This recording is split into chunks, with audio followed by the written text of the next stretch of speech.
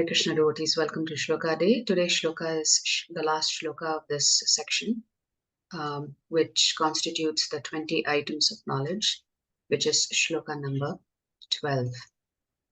Adhyatma Jnana Nityatvam Adhyatma Jnana Nityatvam Tattva Jnanartha Darshanam Tattva Jnanartha Darshanam Etad Jnanam iti Proktam Etad Jnanam iti Proktam Ajnanam Yadatonyatha. Ajnanam Yadatonyatha. Okay, so we'll continue to read the rest of the purport that Prabhupada has written on these 20 items of knowledge. So Prabhupada writes, happiness and distress are concomitant factors of material life. One should learn to tolerate as advised in Bhagavad Gita. One can never restrict the coming and going of happiness and distress. So one should be detached from the materialistic way of life and be automatically equipoised in both cases. Generally, when we get something desirable, we are very happy. And when we get something undesirable, we are distressed. But if we are actually in the spiritual position, these things will not agitate us. To reach that stage, we have to practice unbreakable devotional service. Devotional service to Krishna without deviation means engaging oneself in the 9 processes of devotional service: chanting, hearing, worshipping, offering respect, etc., as described in the last verse of the 9th chapter. That process should be followed. Naturally, when one is adapted to the spiritual way of life, he will not want to mix with materialistic men. That would go against his grain. One may test himself by seeing how far he is inclined to live in a solitary place without unwanted association. Naturally, a devotee has no taste for unnecessary sporting or cinema going or enjoying some social function because he understands that these are simply a waste of time. Occasionally, even devotees may go to a movie here or there, just as an outlet, but generally devotees do not make it a habit to go out and eat, to socialize outside the devotee community, to go enjoy sports, etc. It is not that it is a sin per se, it is just that if you engage in these activities, it can very quickly take you away from Krishna. So devotees will go out of their way to guard against unnecessary association. There are many research scholars and philosophers who study sex life or some other subject.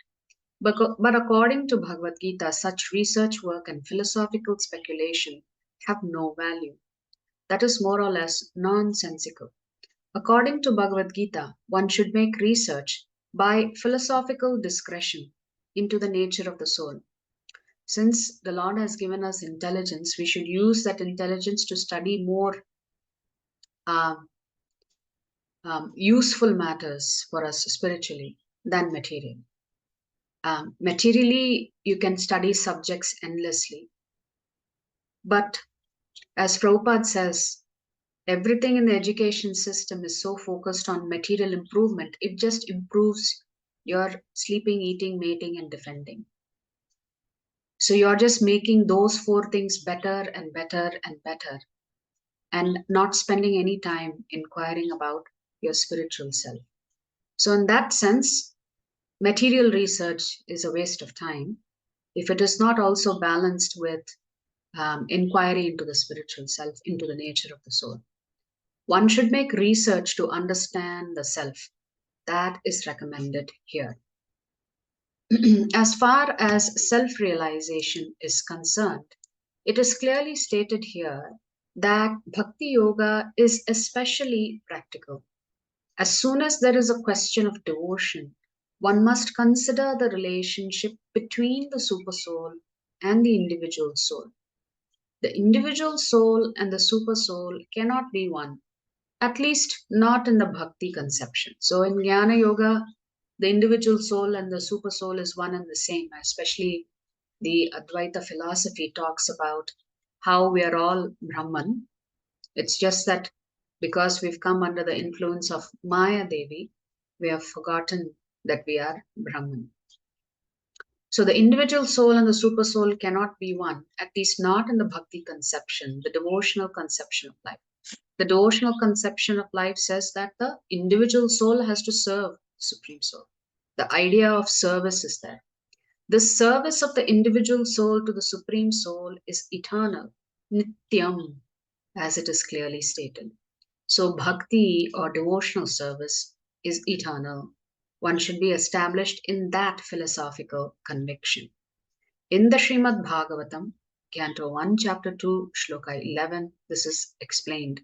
Vadanti tat tattva vidas tattva jnanam advayam. Those who are actually knowers of the absolute truth know that the self is realized in three different phases as Brahman, Paramatma, and Bhagavan. Bhagavan is the last word in the realization of the absolute truth. Therefore, one should reach up to that platform of understanding the Supreme Personality of Godhead and thus engage in the devotional service of the Lord. That is the perfection of knowledge. Beginning from practicing humility up to the point of realization of the Supreme Truth. So Prabhupada is now concluding the purport on the 20 items of knowledge. Amanitvam adambhitvam, that's how the shloka begins. So amanitvam means humility. Adambhitvam means pridelessness. Beginning from practicing humility up to the point of realization of the Supreme Truth, the absolute personality of Godhead, this process is just like a staircase, beginning from the ground floor and going up to the top floor. Now, on this staircase, there are so many people who have reached the first floor, the second, or the third floor, etc. But unless one reaches the top floor, which is the understanding of Krishna, he is at a lower stage of knowledge. If anyone wants to compete with God and at the same time make advancement in spiritual knowledge, he will be frustrated. So, in essence, when you say you are Brahman and you are God, then actually that is considered the greatest offense because you are saying, I'm competing with the Supreme Personality of Godhead. That is why Prabhupada critiques Mayavad philosophy so heavily, because of their philosophy, not because he doesn't appreciate them as individual jivatmas. To think oneself God is most puffed up.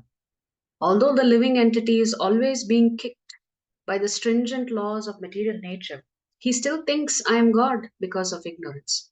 So if you are really God, the counterpoint made by the Vaishnavas is, how can God come under the control of material nature and be kicked around? How can God forget himself?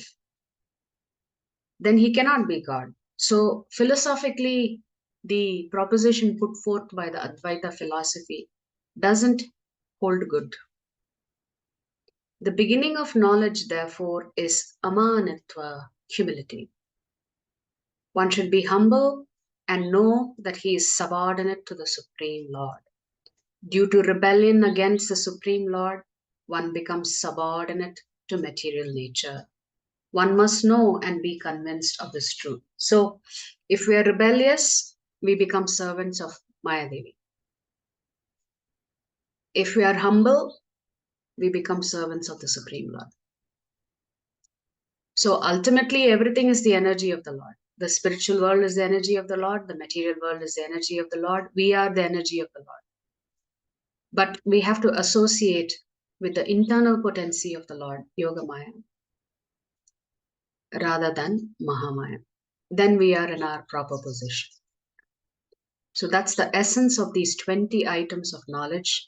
So reading the shloka again: humility, pridelessness, non-violence, tolerance, simplicity, approaching a bona fide spiritual master, cleanliness, steadiness, self-control, renunciation of the objects of sense gratification, absence of false ego, the perception of the evil of birth, death, old age, and disease, detachment, freedom from entanglement with children, wife, home, and the rest, even mindedness amid pleasant and unpleasant events, constant and unalloyed devotion to me, aspiring to live in a solitary place, detachment from the general mass of people, accepting the importance of self realization, and philosophical search for the absolute truth.